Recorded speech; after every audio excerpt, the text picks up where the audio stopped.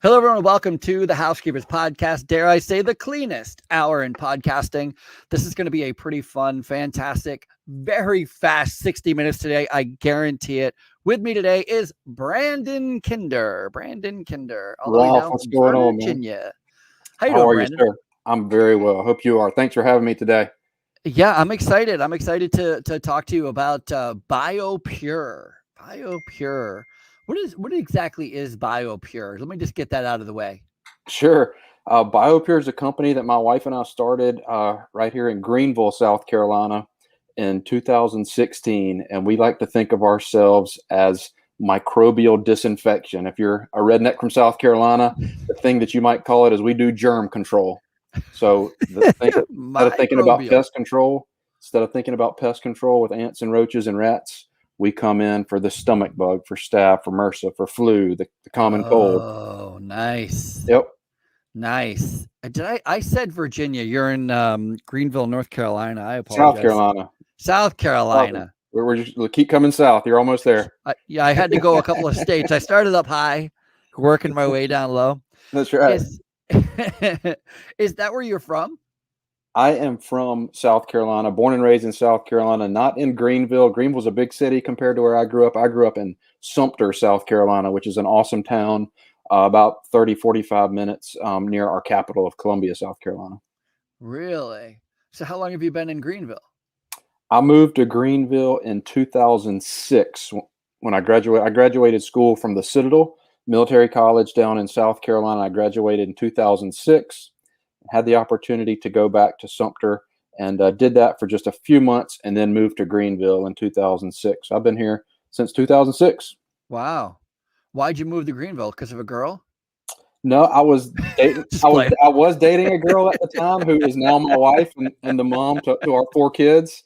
But she was actually in Sumter, so everything was pointing me towards Sumter. That's where I grew up, and it's just a town that I love so much, and all of our family is there. But Greenville was where I was supposed to be at the time, and it's worked out for us so far. Yeah, I was just playing. Normally, if you ask me how I got to Long Island, it was a girl. It was I get it. It's always, isn't that always the way it is? Most of the time it is, and sometimes it works out great, and sometimes you shouldn't have moved to Long Island. No question. No, it's working out great. How dare you? No. Amen. So what was it like in Sumter then? Are you an only kid? How many do you have, brothers, sisters? Nope. I have 2 younger sisters, so I'm the oldest. Growing up in Sumter was awesome. It was traditional small town America, but both my parents were high school sweethearts. Wow. They're together till this day. What did they do for work when you were growing up? Man, this is actually a funny story. So my parents had me as they were finishing high school. So I am blessed that they've stayed together and been apart and just raised us in a great Christian household and Christian environment, and been great model parents to both of my sisters and I. But my dad, when I was really young, he worked in a furniture factory. And then I remember him as I got a little bit older, he worked for a concrete company. And then when I was in the 6th grade, Ralph, my dad actually moved away for 2 years to Atlanta to go to mortuary school. So my dad was in the funeral business for most of my childhood. From 6th grade to 8th grade, he kind of commuted back and forth to Sumter to Atlanta, to where he was going through mortuary school. And he came back and started working with the local funeral home in our town, and did that all the way up till I was in college. And then he got the opportunity to go to work for an insurance company, and he's gone on to do great things in insurance. He and a partner of his have acquired the insurance company, and they've grown it to a couple locations. So my dad started out at the bottom in a furniture factory, and now he's a successful business owner in the insurance industry today. Wow, what a story he has. What about mom? My mom's the best, man. She's been a homemaker and been my number one cheerleader all the way growing up. So she was just the best mom, and she's a great Mimi today. I have 4 kids. My sister has 4 kids, and my youngest sister just had her second. So she has her hands full with 10 grandkids. And you said they call her Mimi? Mimi. What do they call it? What do they call your dad? Mimi and Papa. Papa. I'm a brand new, well, we're almost a couple years in, but grandfather myself. I know I look amazing. I appreciate Congratulations. Congratulations. But I got to tell you, I don't know what the heck I want to be called. I don't.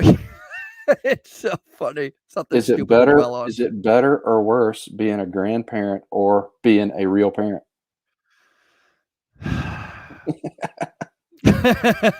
I don't know. I imagine, he's just a little baby right now. He's just over a year. So I don't know. We'll see. How fun. Well, Yeah. I love being a dad. I love being a husband. I love being a business owner, but I especially love being a dad. I have 3 boys and then a baby girl. So I tell everybody it's a party at my house every single day. Sometimes it's a good party and sometimes the party is not so good, but nevertheless, it's a party. I loved being what's funny is my son's now 34, 33, 34. Good Lord. But I remember when he turned 18 and I remember our relationship changing from, prior to 18, it's because I said so. And then after 18, I have to make an argument. You know what I mean? Like because he can do whatever he wants, and so I still don't want him to stick his finger in a light socket. So I'm like, all right, don't make a decision. Wait. Let me collect my thoughts. Hold on. I have a good reason why not to go down that way, Oh man, that's so funny. We could go on for stories and stories and stories about the boneheadedness of young boys. It's and thank God for it, because I'm a better man because I was a bonehead, I think, as a young man. But I agree. We all have our fair share of things that we probably could have made better choices on. Yeah, no question. I'm also I like to believe there are no accidents, So yeah, I had just yesterday I got home and the boys were doing something with the 4-wheeler in the backyard and he was kind of stuck in a tree, and instead of just kind of stopping, pulling forward and just gently getting out of the tree, he just gasses it like a young boy would do and just rips one of the side bumpers off the 4-wheeler and just, hey, you were already stuck. What made you think just to give it a little more gas and you could get over that tree? And he just, I don't know, Dad. I just thought that was what I should do, right? I'm like, well, you should have just pulled forward and it would have all been good. But now we have a broken fender well on the 4-wheeler. Anyway, it made sense to them at the time, right? As it could only make sense to them, right? That's the challenge. So it sounds like your dad was like kind of like this entrepreneurial path his whole life. Like, he was kind of doing whatever he had to do, but eventually all he wanted to do was work for himself, which seems like it's the same place that you went. Yeah, you're 100% right. I think deep down inside, there's nothing wrong with being a great employee and being a part of a team and being a part of a culture and just contributing in that way. But I think you're right. My dad, deep down inside, I remember him talking about wanting to buy into the funeral home business and really get invested in that. And just as chance would have it, he never could execute on that or get the opportunity from the current owners. So he pivoted and, not late in life because he's not that old, but he did pivot at a certain point and went from the funeral business to insurance. So we talk about death and taxes. He's kind of been right there in the, as some of the businesses that aren't going anywhere. And he's done phenomenal. And they just recently expanded, I think, to location number 3. So yeah, he's for sure an entrepreneur and doing great. When you said that he left for 2 years, traveling back and forth to learn this business, I'm thinking to myself, nobody does that to be an employee. They only do that because they have a bigger dream in their head. They want to own something. They want to be part of something bigger. They want to be an employer. You know? And he had the example from his dad, which was my granddad, who had a successful. He was an orthodontist, so he went to dental school and specialized in orthodontics and had several orthodontic practices. So my dad got to see that modeled as a little boy. And then that was some of my inspiration growing up as well. My granddad operating a successful small business and taking care of everyone in our community. Yeah, that's really, it's really special. And I think that, I've been doing this for a while, this interviews type and just meeting great guys like you and just learning about their history. And it's real common to find some thread back when you're a little kid. Like, what was your first job? Do you remember what your first job was? Did you sling newspapers? Did you I was the kid who would spend the summers with my grandparents, and they would have me in the garden, and they would have me, as a young kid. I remember the first, what I call real job, was when I was in high school. I worked for an insurance company, just running errands and filing away and working in the office, which is kind of funny. I've never said that out loud, that I worked in the insurance business. But yeah, it was just getting after it. And I played a ton of sports, so a lot of my time was chewed up during the school year, during the summers and the fall, playing sports. But yeah, I'd say my first job was working for. Do you remember getting that first paycheck, or the first few paychecks, or what it was like to have your own money as a young man, earning your own money? Do you remember that? Yeah, I remember one summer I worked for an HVAC company, and I can't remember what they paid me per hour, but it was probably the first time that I'd worked 40 hours in a week. And you look at the paycheck and, oh my gosh, I'm rich. Yeah, all summer, right? Yeah, because you've been getting an allowance, or you've been getting grandparents giving you some birthday money here and there, and you're trying to stretch $100 to last all summer, and then you work, a real job, and you work real big boy hours, and you get a paycheck for $500 or $600 or $700, $800. It was a big deal. It is a big deal, right? And I bet that's. I remember, it's just so funny. I just thinking about it right now. I went to a grocery store, and I had the same kind of situation where it was like my first time getting like my first full paycheck, like working 40 hours or whatever, and it was like almost $400. It was like 300 and change. Like that was a lot of money. And I remember the lady at the grocery store. I went to the grocery to cash my check. The lady that was behind the counter to cash my check there was a girl I went to high school with, and she was behind the counter. She worked there. And nice. So she wasn't cashing my check, but she was right there. And I remember once she saw how much I made, I was a new person to her. Oh, that's awesome. I just remember her making some comment like, oh, I didn't know you made that kind of money, or, like, oh, look at you, or something. I don't even remember the words, but it was something where I was like, oh, wow, yeah. Even get attention with money. I had no idea, You did it. I had no idea. It was a young man. That's a great story. That's a great story. I think we all need to just remember the pride that we all have for going out and working hard and earn, whether it's $100 or $800 or 100,000, just the pride that it makes you feel. I heard someone make the comment the other day, if you could go out and earn $100,000, or somebody would give you $250,000, which one would you want as a man? Earn it. And as a man, we want to go out and we want to earn it, and we want to be able to have pride in what we're doing. So I think that might be one of the things we need to get back to as society, as business leaders, as people leading businesses and who have team members on our team. Let people know that it's good to feel pride in what you do. Not a bad pride, a good pride that you went out and gave a hard day's work. I agree. I think I even remember with my own kid. I remember when he got his first job, and at the age of 15, and by the way, he was 15 in 1996, 1997, he's 15, 16 years old.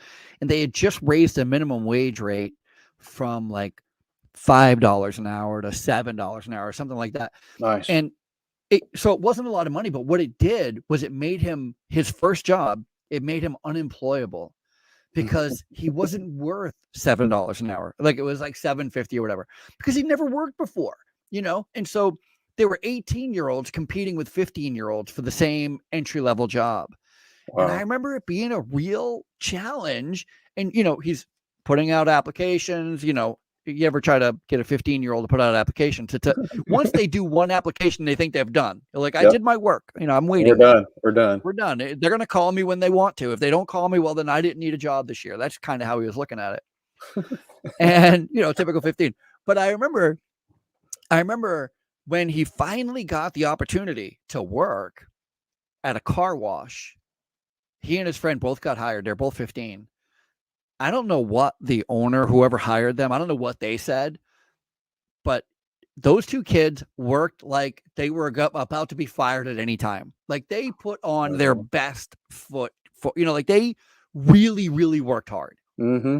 They did a great job. But again, it was like months or weeks at least of, it's hard to compete because the minimum, the amount of money that they're going to make, they were super excited about. So they're excited about that. But I'm just saying that once they got that money, there was never any stopping him. To this day, he's always been such a go-getter. That's awesome. I love to hear those stories. Yeah. Probably some great leader or some great manager at that car wash who was able to motivate them each and every day to give their best. And again, dang, lessons in that for us today as well, to make the most of every day. And we got the opportunity to impact people every day. Some of us impact them for good, some of us impact them for bad. And the more people we can impact for good, usually the more successful we'll be. No question. You said you were really into sports. What was your favorite sport? My favorite to play was football. Again, small town, went to a small school. So the favorite to play was football. I was probably a little bit better at baseball. So baseball was my true love, but football, it's hard to beat those Friday night lights, right? So yeah, football was fun, but I was better. I was a baseball player. What position did you play in football? In football, I played running back. Oh, offensive side. Yep. And we played both. We played both. Again, it was a small school. Oh yeah, so you're playing both. You were the kicker one time. You were the quarterback, and then you were defensive end, long snapper. I was just watching a football game at high school, and it was literally that, because they had just enough kids to man the field. You know, they might have had 14 and they needed 11. You know what I mean? That kind of thing. So there was an awful lot. There was a lot of kids playing both sides of the ball. It was pretty fun to watch. They were exhausted after half the game. I love it. Yeah. So how did you end up going to the academy? You said you went in the military? Yep. So actually, I got recruited to play baseball.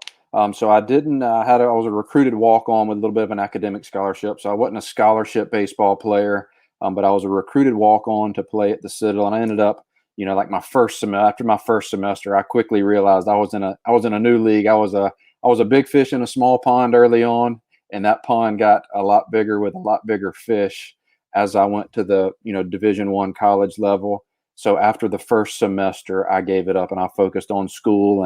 And the Citadel is not like one of the traditional academies. The Citadel, we're required to be involved in the ROTC and do all the military science and wear the uniform and do everything that you think of at a military school, but you're not required to take a commission in any of the branches. So usually, I don't know the stat. I would be wrong if I said, I'm just going to say 40%. Somewhere around only about 40% of the graduating class actually take a commission. It might be higher or lower some years.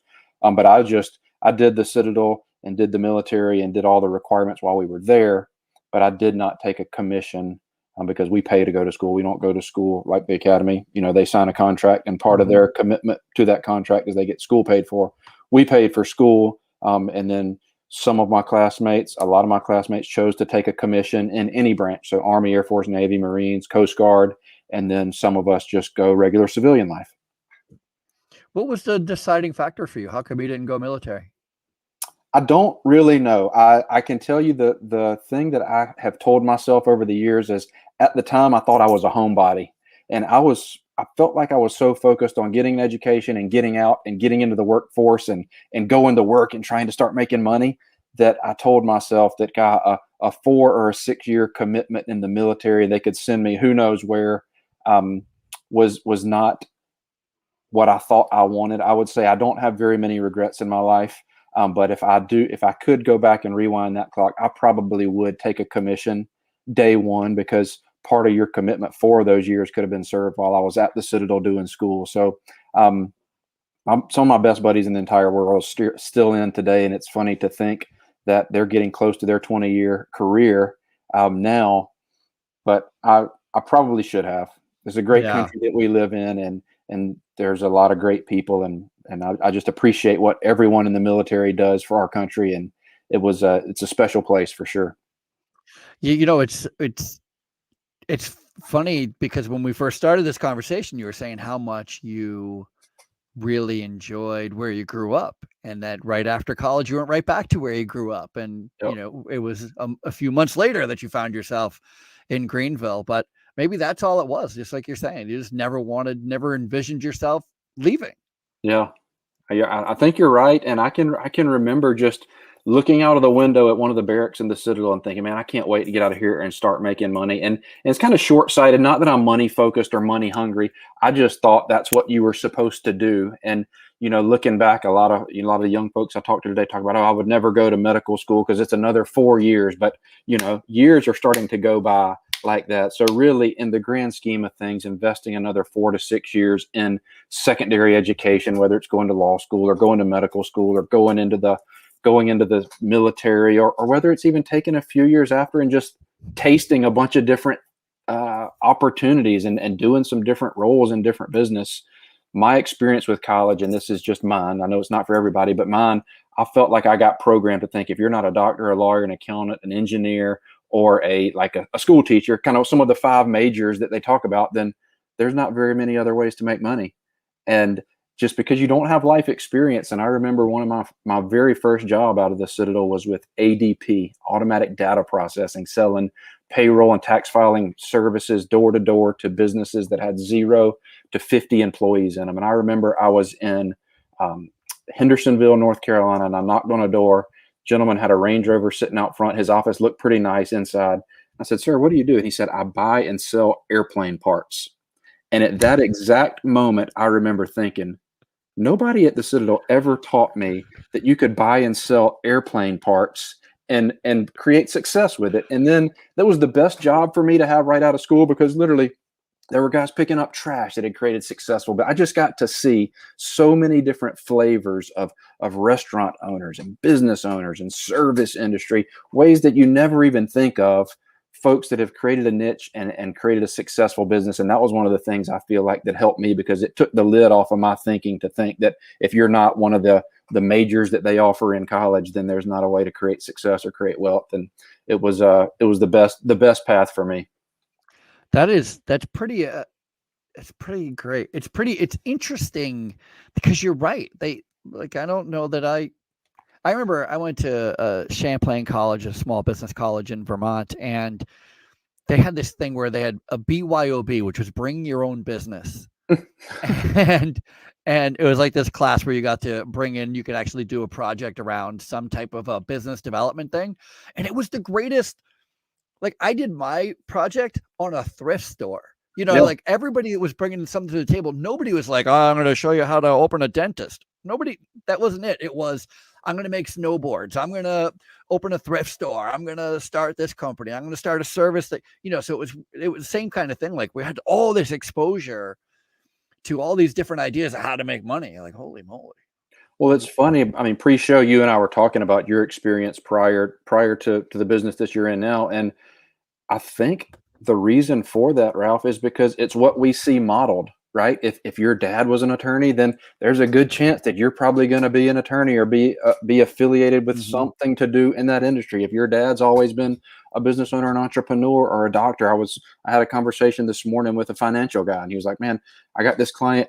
He's a doctor. His wife's a doctor. Her dad was a doctor. Her brother was a doctor." And it's just kind of what the culture that you grow up in, right? I mean, the things that you and I have heard, you become who you hang out with. So one of the problems with that is if you only hang out with people in one particular industry or in one particular business, you don't get to experience that there's guys making snowboards and creating a living. The internet has helped with that a lot, because now you can see all the different businesses, and you can see people pursuing their passion. But prior to the internet and being able to share like you and I are sharing, if you didn't know somebody in your town or in your family that was connected to a business, then how would you know that you could go out and start a cleaning management business? You wouldn't know. I didn't know until a few years ago. I know. I'm still trying to figure it out myself. So how long did you did actually sell airplane parts? No, I was just cold calling. I was knocking on the door I was selling for ADP. I was trying to sell him payroll and tax filing services. Right. Mm-hmm. And so how long did you do that for? I did ADP from 2006 to like 2008. It's like first couple of years out of college, and got some, I think ADP to this day, they're still ranked one of the top corporate sales training programs in all of corporate America. So really? they sent me off to New Jersey. I was trying to think of the town, New Jersey, for 2 weeks. They fly the new hires up there, and for 2 weeks, it's intense sales training for 2 weeks. And they send you back to your town and give you a slap on the back and say, "Go get them." So I'm extremely grateful for ADP and the training that I got from them. That was just the first couple of years out of college. And that was really good training, huh? Very good. I did that. And the second thing that I always give credit to, I know it's got a little bit of a stigma, not now as much as it did in years past, but I also started building the Amway business.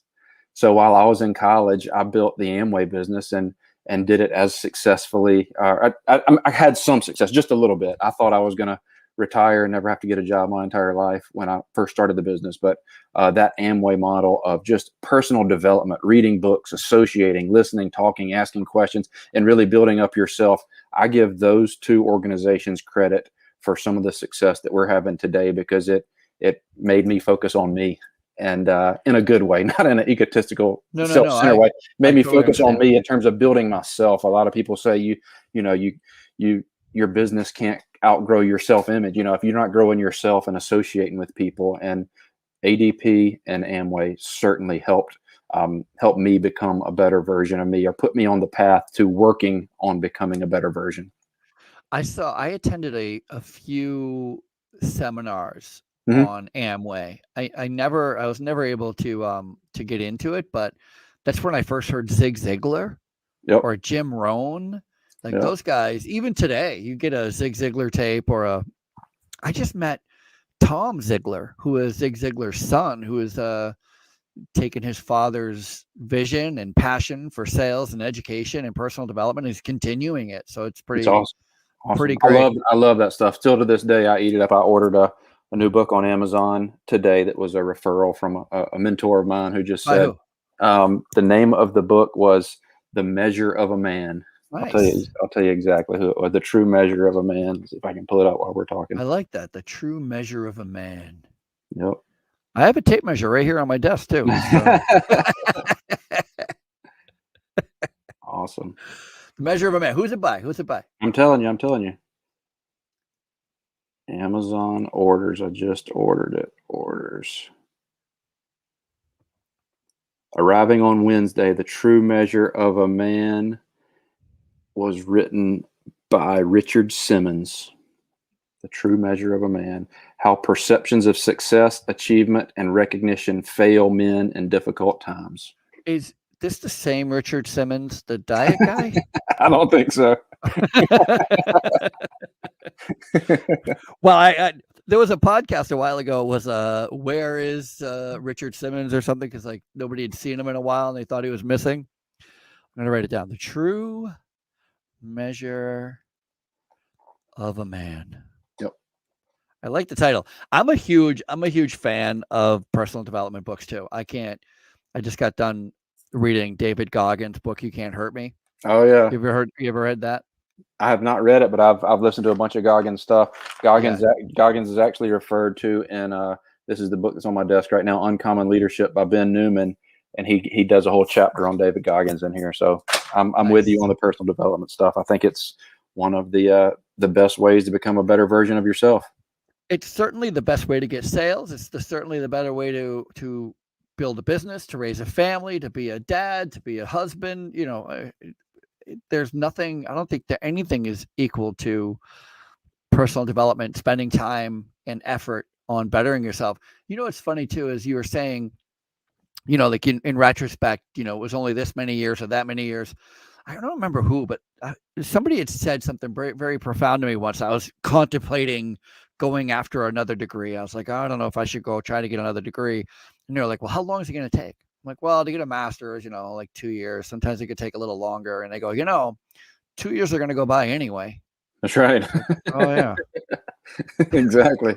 I mean, it's totally accurate. Like you can end these 2 years with the same place you're at, or you can end these 2 years with a master's degree. What are you going to do? Amen. All right, I guess I'll go after a master's degree. Amen. Those 2 years are going to go by anyway. I love it. Super great. So ADP, then Amway. I mean, how do we get into Biopure? Yep. So Amway and ADP, and then I leveraged that because I thought I wanted to go to dental school again. I mentioned my grandfather, so I got a business degree from the Citadel, and I'm a few hours shy of having a minor in biology because instead of taking frisbee and basket weaving, I took organic chemistry and anatomy, physiology. I took all the prerequisites for dental school, and actually went through and took the DAT. And I am not a great test taker. I did terrible on the SAT, and I did not do well on the DAT either. But so I thought I wanted to do that. It was a kind of a dream of more so my granddad's than mine, thank goodness. And I leveraged my sales experience with ADP to get into medical sales. So 2008, 2009, I got into medical sales on the laboratory side. I never did pharmaceuticals. Not there's anything wrong with that. It just wasn't. I was in more the durable medical equipment, the laboratory space, pharmacy. So did medical sales until about 2010, 2011. And then in 2011, I got into dental sales. So I went to where I got hired by 3M. And believe it or not, 3M's a giant company and they make everything. And I had no clue 3M is the world's largest dental manufacturer. So all the things that they put in your mouth when you go to the dentist, the cement, the adhesive, the composite, all of that stuff is made by 3M. So starting in 2010, 2011, I got hired by 3M and I started selling all the things they put in your mouth when you go to the dentist. That is crazy. On a side note, there's a company called 4M, and they're a building service contractor, one of the largest in the country. Anyway. How awesome. You would know. 3M, 4M. Is there a 2M? I don't know. I don't think so. A 1M? No, I had no idea. That's pretty great. So yep. 3M is, don't they make like everything? Post-it notes and office supplies? And they make everything. I think I can't remember this. That's something like, 1 out of every 6 Americans comes in contact with a 3M product like every hour or something crazy. Holy moly. Bananas. Don't quote me on that. I remembered it when I was selling for them because they make, everything in your kitchen. They make all the whole automotive industry with the films and the adhesives that they make and the tapes and the Post-it. Yeah. 3M's a giant company and just a great company to work for also. I heard a stat like that once, but it was about beer. It was every other 6-pack sold in America was an Anheuser-Busch product. I don't know if that's true anymore, but apparently at one point it was. Awesome. So how long did you work for 3M? So 3M, I worked for them, just call it 2011 until 2018. Holy moly. So kind of we get to where Biopure comes into play is I was at, it's called the Henman Dental Show. It's one of the largest dental shows in the world. They have a handful of these shows in different places around the world, and Atlanta is the host of one of them called the Henman Dental Show. And I tell people, think of like Costco or Sam's Club, just hundreds of thousands of square feet facility, and it is any and everything that you can and things you can't even imagine related to dental. And 3M has this giant booth, and I'm standing in the booth. It's spring, so I refer to times of the year. What hunting season it was, but so it was right before turkey season. So turkey season 2013, I'm in the World Congress Center in downtown Atlanta, Georgia, and I'm talking to a customer, and over my left-hand shoulder, I hear somebody make the comment that technology is going to change infection control. And that comment, Ralph, got down in my heart. It got down in my spirit, and I never could shake it. This gentleman, I ended up tracking him down a little bit later on in the show, but he was selling like some type of colloidal silver or some type of crazy juice that we were talking about pre-show that is supposed to be the next greatest. You can drink it, you can clean it, you can do everything with it. But that comment that he made got down into me, and I never could forget it. And I still don't forget it to this day because I tell the story that when I heard that statement, it changed me. We had just had our second son. He was born in February. So I came home to a brand new baby from the Henman, and just research. I really couldn't do anything because I had a newborn and another son, and we were growing. And in 2006, so that was 2013. 2 years later, I research. My wife and I start what becomes Biopure in 2016, and I never quit my 3M job. I continue to sell for them and just do the side hustle, the nights, the weekends, whenever I could find time. And I wasn't shortchanging 3M. I have some, if anybody follows Biopure on social media, I've been putting out, November was our 5th year in business. So I actually started our LLC in November of 2016. So in a celebration of being in business for 5 years, I started putting out some old content, because back in 2016, 17, 18, when it was just me and my wife and one service vehicle, and it was me dressing up like this, going to talk to a dentist about 3M stuff, and then changing clothes in the parking lot. and getting up underneath someone's house to do a crawl space inspection. And I documented a lot of those videos. So I kept doing the side hustle. And then in 2018, we had built the business up to a point where we had continued to have kids along there. We had 3 kids and we were expecting number 4. And we were able to get the business to a point in 2018 where I could resign and walk away from 3M and really focus exclusively on building our family's dream and our family's business. It's such a great story. So I love side hustles, by the way. I can't get enough of side hustles. I just love it. I know a lot of people who are like, these people nowadays, they're all unmotivated. I'm like, you should see them at home. I mean, they're motivated. They're building things. They're creating things. They're having a great time. They're just unmotivated at work, so I really appreciate that side hustle. So tell me. And I disagree with that a little bit. Not motivated at work. I think. How dare you? No, it's what you don't get what you want, you get what you are, right? So if you're going and you're one of the videos that I just posted, I said, man, today I made one of the biggest sales I've ever made in my career at 3M. I gave 3M I didn't shortchange them because I was trying to build my business. I gave 3M my best, and I always did my best to meet my quota and surpass my quota and do everything they were paying me to do. And I would encourage any business owner or any person who's currently employee and pursuing a side hustle, you can't give 50% at your job and then expect yourself to give 100% when you go home for your business. You need to be all in both places because they're paying you to do it. You have a commitment, you have a contract to that organization and to that business, and you wouldn't want somebody doing that to you. That's the mindset that I had when I was building my business while still working with 3M. I don't want one of my future employees giving me 50% or less effort while they're chasing their dream. I expect them to be 100% all in. So hopefully, if you're listening today and you're pursuing a side hustle while still working, I encourage you don't get what you want, you get what you are. So be all in your day job and be all in your side hustle. I'm going to have to write that down. I like that a lot. You don't get what you want, you get what you are. Yeah. I want a great marriage. I want to be a great dad. I want to be a great business owner. I want to be a great friend. Are you a great friend? Do you pursue your wife? Are you intentional with your kids? Do you give your business and your customers everything, or you just talk about it?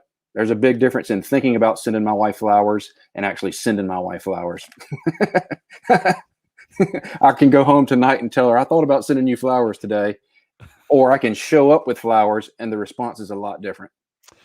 That is profound and simple all at the same time. Profound and simple. I saw this demonstration once where they were talking about, they were using the example of a hard-boiled egg and a carrot. And so a hard-boiled egg, if you add water, so they started out with an egg, not a hard-boiled egg, just a regular egg and a regular carrot. And they said if you add boiled water to both of these, one's going to get hardened in the middle and the other's going to get soft. So the hard carrot's going to turn soft in the boiling water, and the delicate egg is going to turn hard with the boiling water. And so you don't want to be either one of those. Instead, you want to be coffee, because when you add coffee to boiling water, you change the water. Amen.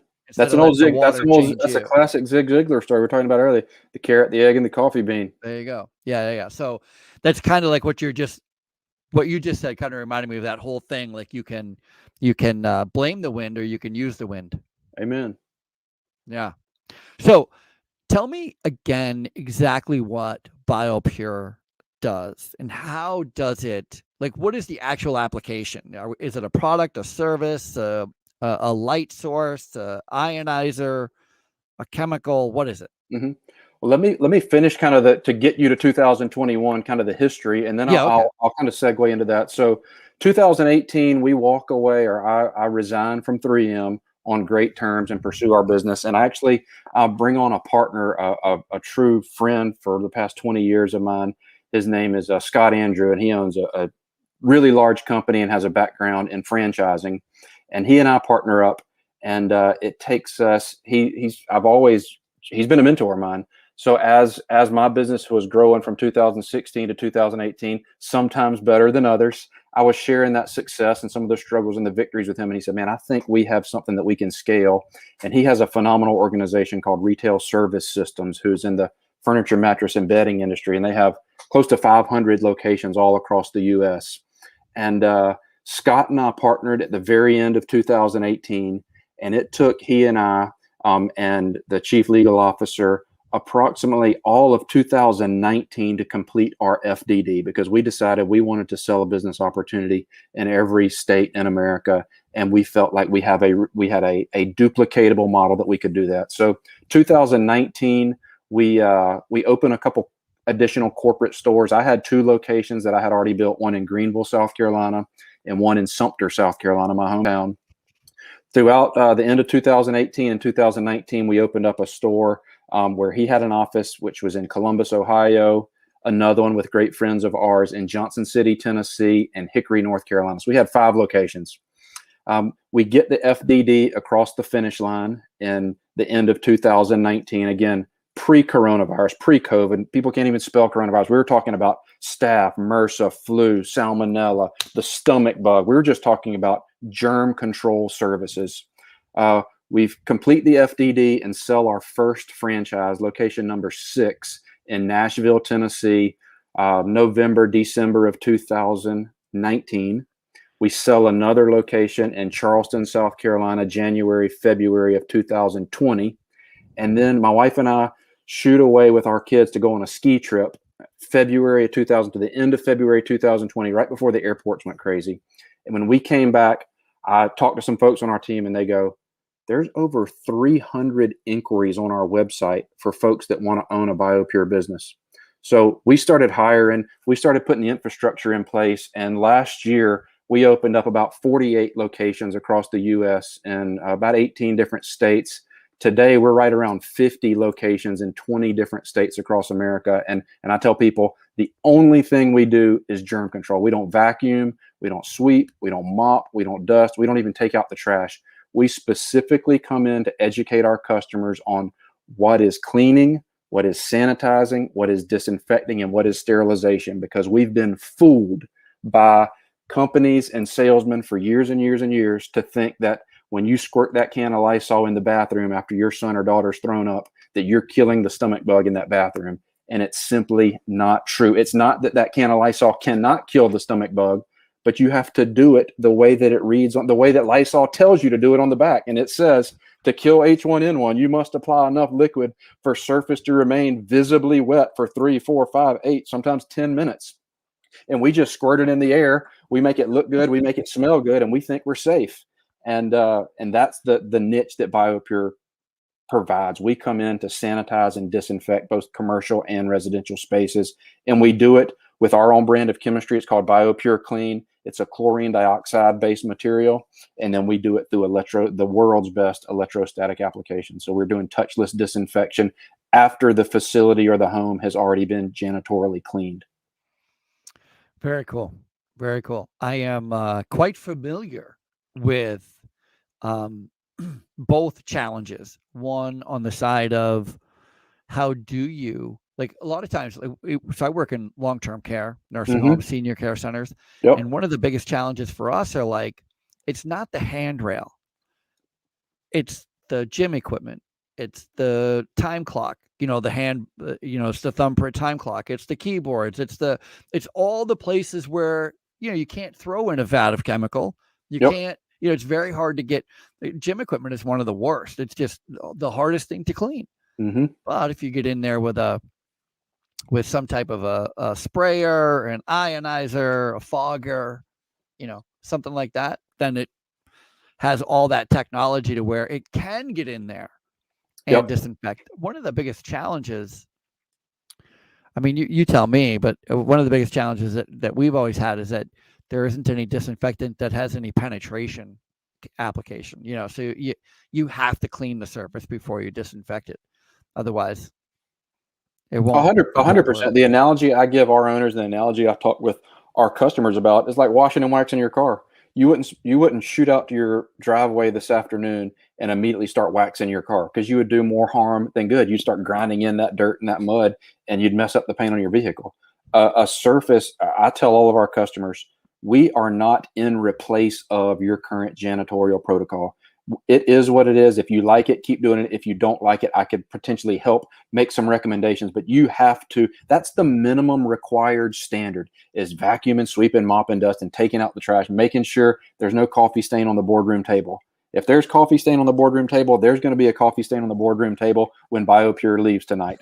The surface has to be janitorially cleaned in order for us to properly sanitize or disinfect it. And that really is one of the missions of Biopure, is changing or challenging the standard of clean, because there's such a misunderstanding of how things need to be cleaned, how things need to be sanitized, and how things need to be disinfected, and how to do it properly.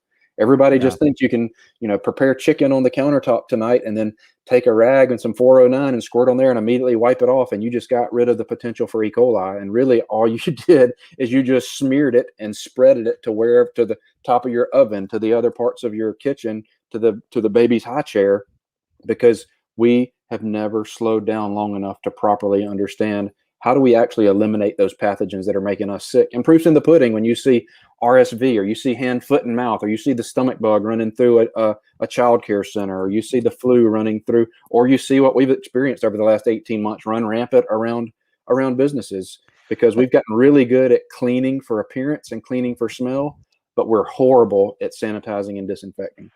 I think one of the first times when I really got called to task, or over one of the first virus that I got called to task over, was C. diff. Mm-hmm. And C. diff is in nursing homes, it's very common. It's very, very common. And the thing that I didn't know, when I didn't go to medical school, so I didn't know getting into cleaning that C. diff was going to rule my life. But C. diff is a little critter that lives in your colon. Yep. And the reason that we get sick by C. diff is because somehow it makes its way from your colon to your mouth. And once it does that, it gets into your stomach and it causes all kinds of havoc. And so now that I put that image in your mind, you can see how it gets there. You can see how important cleaning is. Oh, right. So all of a sudden you're seeing how important cleaning bedside tables are, overbed tables are, handrails, wheelchairs, all these things in healthcare that we use, going from the bathroom to the bed, or from the toilet to the chair. We put out a blog post over the past year, and it said, I think the title of it was "Germs Connect Us All." And you think about just how nasty that is to think about, but it's true. Germs connect us all. And if you're not doing a proper job of first cleaning and then moving beyond cleaning to sanitizing and disinfecting, then you're missing the boat, and you're connected to a lot more people than you think if we're not doing those steps properly. Yeah, no question. It's such an interesting. Let me ask you this. Let's talk about contact time. So the way that, and you tell me if I'm getting this wrong, the way that I understand contact time is it's always about the evaporation rate. So however long it takes for a product to evaporate is essentially how long the contact time is going to be. So it's going to evaporate. So if it's on there for 5 minutes, if you put a chemical on a table, on a surface, and you leave it wet, and it takes 5 minutes to evaporate, that is contact time. Is that close? Yeah, I agree. I mean, for the listeners that maybe are not as familiar with what Ralph is talking about, he's talking about the actual, it's concentration versus time. So the actual amount of time that this juice, we can call it disinfectant, we can call it cleaner, the amount of time that this juice has to stay in contact with a particular pathogen. Let's just use the term germ, as being a catch-all term, but the amount of time that material has to stay in contact with that germ. So you can think of it, if you have a really strong chemical, then the time can be less. If you have a little bit weaker chemical, then that time needs to be a little bit longer. Some people call it dwell time, the amount of time that chemical has to dwell. The analogy that I use when I'm teaching this is I think about the ant beds in your yard. So for years and years and years, we've gone to Lowe's or Home Depot or a big box store, and we pour some poison on that ant bed and they scatter. I say in the traditional environmental services world for the last 50, 75 years, we've tried to use a poison to kill germs. to kill pathogens. And now we're starting to see, Ralph, you could probably give more examples than I could, but there's studies where we see MRSA growing inside the bottle of bleach at the hospital because it's been able to mutate around that poison. Mm-hmm. We use a different category of chemistry called oxidizers. The most common oxidizer is peroxide. There's some problems with peroxide in terms of being caustic and corrosive and causing some discoloration, but there's all sorts of aldehydes and phenolics, and quaternary ammonia is the biggest brand of chemistry that we've used in the janitorial industry for years and years and years. And there's all sorts of shortcomings that come with those. A lot of them are really effective at killing stuff, eliminating germs and pathogens, but what we're seeing now in our business, at least, Ralph, is a lot of these businesses, in the name of trying to kill COVID, in the name of trying to eliminate germs, they're ruining the inside of their business because they're putting these caustic chemicals and corrosives on top of a boardroom table, and they're showing up and going, oh, shoot, the varnish is tearing off. Oh, shoot, the light switch is turning yellow. The toilet seat is corroded. The paint is the elevator buttons are starting to like look funny all around them. So we're really passionate and excited about our Biopure clean material because it's an oxidizer. It's got a no wipe, no rinse, no residue claim that is incredibly effective against germs, virus, and bacteria. But yet it's safe enough to be a no wipe, no rinse, no residue for food contact and food prep surfaces. Yeah, that's really great. In healthcare, one of our biggest challenges is contact time. And I'm not talking about for disinfecting purposes, because if the contact time is 5 minutes, contact time is 5 minutes, right? So whatever. But the challenge is, at least in long-term care, in most of every long-term care facility I've ever been in, there's two different types of laminate. There's a high temp laminate and a low temp laminate. All furniture in that kind of establishment is made out of pressed particle wood, and then it's got a laminate on top of it. Mm-hmm. And the difference between high and low temp from a cost point of view is amazing. It's almost like twice as much. Like you can get a overbed table for $198 versus $298, right? Like it's a big disconnect. But the problem, so we have found in 2020, is the low temp laminate is not porous, meaning it's not waterproof. So a lot of these chemical companies came right out in the beginning of 2020 and they're like, hey, 10-minute contact time. And to your point, all we were doing is ruining furniture. Yep. And not inexpensive furniture. And when you have 100 rooms and you just ruined 100 dressers, 200 dressers, that's at a few $100s each, all because we're trying to keep the surface wet. Yep. Yep. You're so right. You're so right. And but prior to the show, you and I were talking about just how much noise is in this space, and there's probably well-intentioned people running out telling a lot of different stories about whatever chemical or device that they're selling. And some of it is true. Some of it is not true. Some of it, the truth is being stretched a little bit. But at the end of the day, do you, Mr. Business Owner, do you, Mr. Homeowner, know what material is being used inside of your business? Because we're seeing the issues with, there was a recent article last year in the Wall Street Journal about the airlines going, oh, shoot, the rivets in the tray table are starting to rust. The vinyl on our chairs are starting to crack and get brittle. We thought we were doing a great thing by trying to kill all these germs and disinfect every 5 minutes. And now we're ruining the inside of our airplanes. I got a buddy who's a hotelier, and he's seeing serious issues inside of his hotels because corporate told him to disinfect every 5 minutes with this juice. And now that juice is eating up every desk in his hotels. And I don't know if you know this, but today, as was January 2020, so it hasn't changed from January 2020 to today, the CDC says that you should use a chemical that has a claim to kill C. diff. But this is what it says. If you don't have access to it, bleach and water. Yeah. So they're still reverting to bleach and water, which is a great killer. Amen. But it's caustic.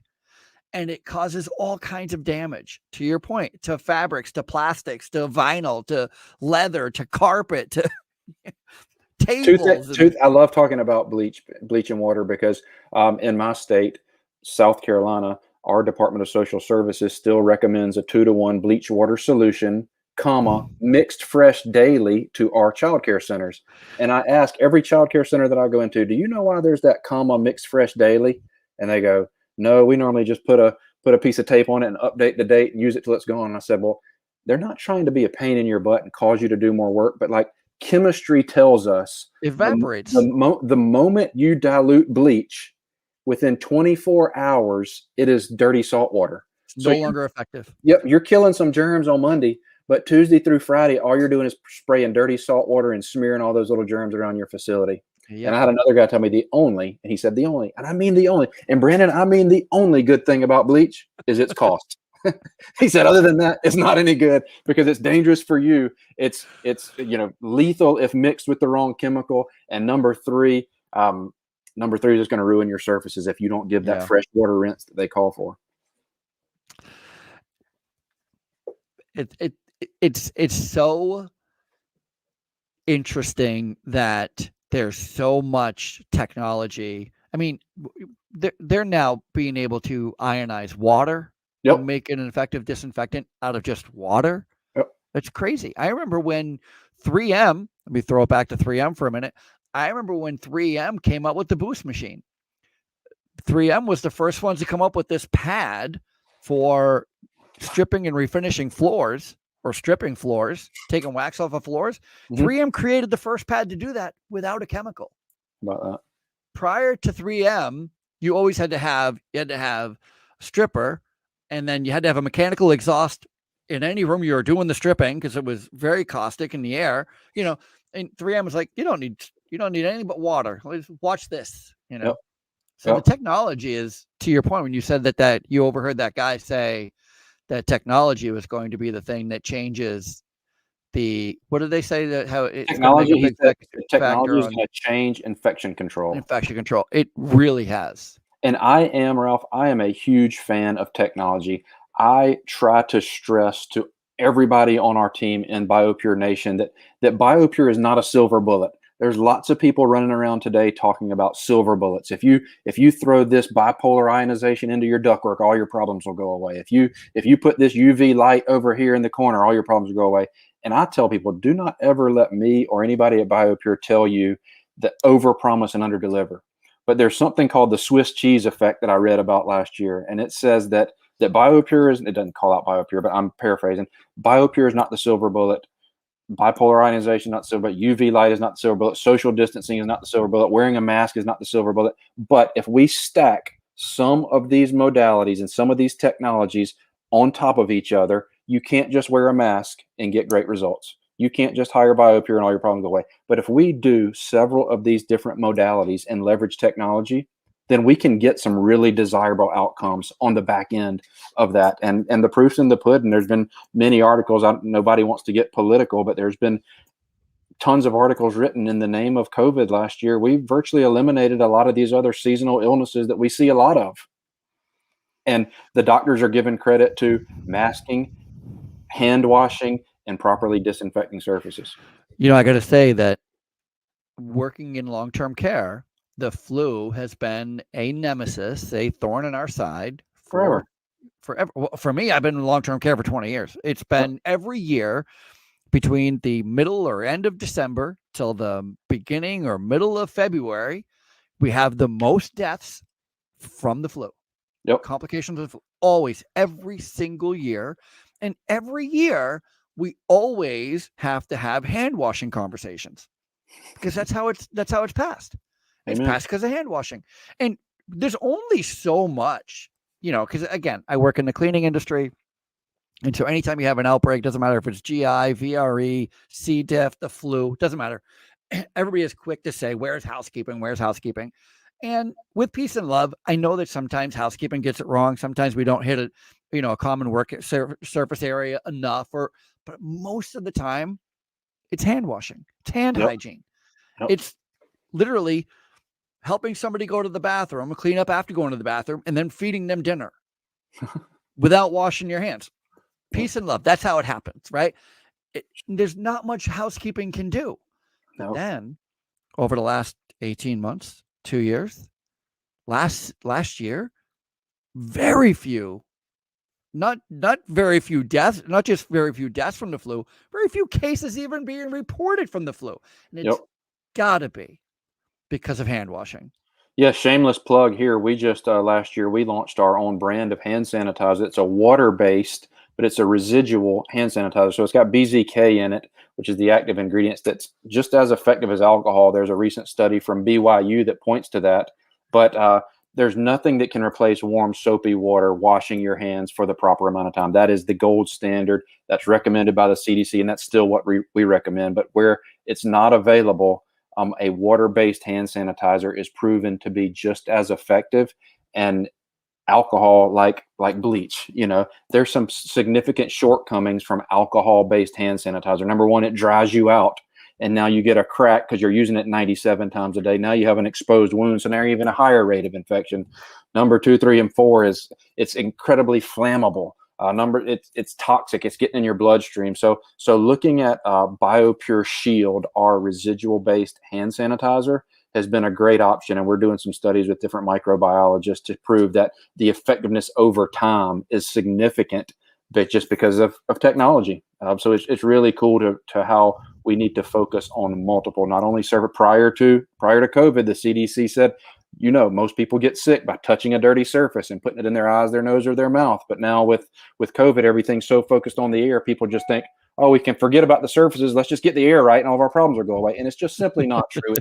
The industry does not have to be as confusing as we make it for our customers. And I think if there's guys like you out here giving the proper information and properly educating people, then we can beat this thing, and we can truly do what Biopure's mission is to change the standard of clean. Thank you so much for being on. How do people? I have a couple of questions. Sure. One, are you still selling franchises? As fast as we can sell them. So how does somebody obtain a franchise? Like, what's their first step? Should they just go to biopure.com? What is it's biopureservice.com. So if you go to biopureservice.com, there's contact me. There's franchise information available. Check us out there. Obviously, Instagram, LinkedIn, Facebook. We're on all major social media platforms. Our marketing team does a great job of getting us out there and promoting it. So yeah, anybody that's interested, would love to talk with you. If you want to email me directly, my email is just brandon@biopureservice.com. And then I try to be as available as I can. So if you want to call me or text me, my cell phone number is 8. Hold on, I'll put it in the chat. I'll put it in the chat. Let me see here. You're fancy. Oh, that's right. Oh, we've had a lot of chats. Look at this. Oh, Jennifer's already on it. Jennifer knows what she's doing. Perfect. Yeah. We'd love to have a discussion with you. We're just getting started, right? So 50 is a big number from where I started at 1, but it's nowhere near where we're going. Yeah, that's super great. Do you really want to give out your number? Absolutely. What is it? It's 803-491-4577. And this is for Brandon. Yep. There. I just posted it on all social media. That'll teach you. I love it, Ralph. I listened to an Ed Mylett podcast the other day, and he was interviewing the one of the former CEOs of Starbucks, and he gave out his cell phone number and his email on it. And I think one of the misconceptions, the stigmas that we got to get past, is the higher you go or the more success you have, the smaller your circle gets, and this and that. And I think some of those are false. And I don't ever want to be somebody who's not available. And I certainly don't sacrifice my family or my kids or my wife for that. But if I can help somebody, that's what I want. That's one of the things that Biopure wants to do. I want to help that mom or that dad or that business owner or that entrepreneur set up another revenue stream, another source of income for their family. And if we can pay a small piece of that, that's my mission in life, is to help as many people as we can create success. And it's not success in terms of Biopure standards. It's success in terms of their standards. Some of them, hey, I just want enough money to take my wife on a great vacation or put my kids in private education or do whatever. We just want to help. I think right now in America, this has opened up a Pandora's box, but right now in America, there's never been a time where entrepreneurs are needed in America like they are today. Small business owners are needed because the things that we're talking about, the conversations we're having, the relationships that we're building in our community are what's going to continue to keep us great. So yeah, I'm available. You can give my cell phone out all you want. If it gets too crazy, I'll change the number. But I appreciate anybody who's interested. There was many days where I prayed for our phone to ring, and now it rings sometimes more than we can answer it, and I'm grateful for that. So I'll give it out next time we're on the show if you'll have me back. And so if you're hiring, are you hiring too? So this is the same. They just go to Biopure services or service.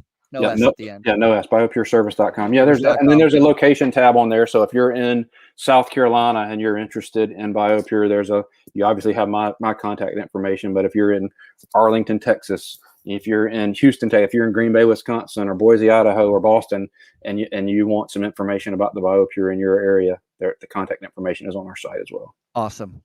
Don't go anywhere. Thank you all. Don't leave. I want to still talk to you about it and this show. Thank you guys so much for listening. Thank you so much for being on, Brandon. I really appreciate it. Thank you for having me. Thank you for having me. We need to do it more. We got to get the proper information out there. I agree. And I say it all the time. The cleaning industry is the 7th largest industry in the world for a reason. It's because it's super needed. It's super valuable. It's super important. And, just like what Brandon's talking about with Biopure, there's all kinds of ways to make money in this business as well. So if you are interested in joining up with a good company, it's got a good mission and doing really good things, this is a good place to start. That's it for us. Brandon, Kinder, Ralph Peterson.